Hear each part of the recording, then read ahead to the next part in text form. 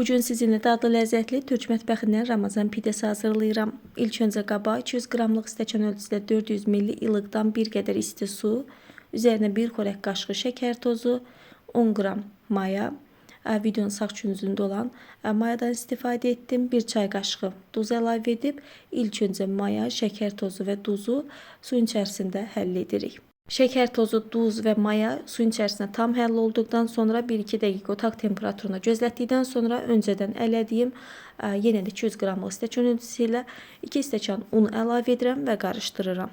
Unu birdən-birə əlavə etmirik. Əgər çörəyin puf-puf, yumuşaq olmasını istəyirsinizsə, siz də unu birdən-birə deyil, az-az əlavə edərək xəmiri hazırlayın. Mən xəmirdə ümumilikdə 7 stəkan, bir də 3 xörək qaşığı undan istifadə etdim. Ola bilsin sizdə un mənim istifadə etdiyimdən bir qədər az və ya bir qədər çox istifadə olunsun. Bu da unun keyfiyyətindən asılıdır. Xəmir toparlanıb hazır olana qədər qeyd etdiyim kimi unu az-az əlavə edib yoğurmağa davam edirik. Bu arada istifadə etdiyim ərzaqların miqdarını videonun açıqlama hissəsinə qeyd etdim.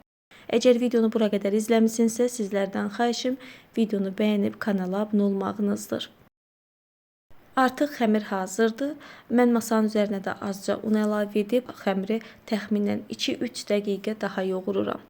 Nəzər yetirsinizsə bir qədər ələ yapışan xəmirdir. Həmin yumuşaqlığı qoruyub saxlayırıq. Yəni çox un istifadə etməyə ehtiyac yoxdur. Qeyd etdiyim kimi azca masanın üzərinə un əlavə edib bir neçə dəqiqədə masanın üzərində yoğurdum. Xəmir artıq hazırdır. Xəmiri gözlətmədən 2 bərabər hissəyə ayırırıq. Unutmadan nəzərinizə çatdırım ki, mən 10 qramlıq, yəni xəmiri tez mayalandıran mayadan istifadə etdim.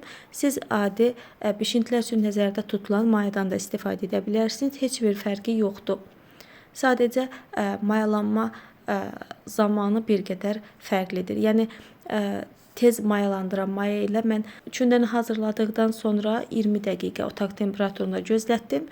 Siz isə 45 dəqiqə adi maya ilə xəmir hazırladıqdan sonra otaq temperaturunda üzərinə paket və dəsmal salıb gözlədə bilərsiniz.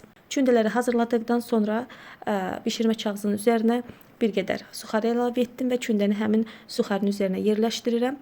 Xəmir bir qədər yapışqan xəmir olduğundan yağlı kağıza yapışır. Əgər bunun olmasını istəmirsinizsə, un, suxarı və ya mannudan da istifadə edə bilərsiniz. Üzərinə paket və dəsmal salıb otaq temperaturuna qeyd etdiyim kimi mən 15-20 dəqiqə müddətində gözlətdim. Artıq xəmir mayalandı, hazırdır. Bir də mən burada yapışqan xəmir olmağını unutdum. Üzərində yağdan istifadə etmədim. Siz azacıq yağdan istifadə edərək üzərinə paket sala bilərsiniz. Əlimə bir qədər duru yağ vurduqdan sonra xəmiri azca açdım.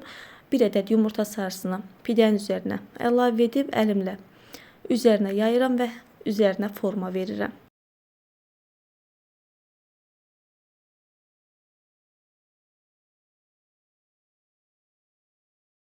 Türklərin Ramazan pidəsi adlandırdığı, bizim isə hər birimizin rahatlıqla hazırladığı adi çörək.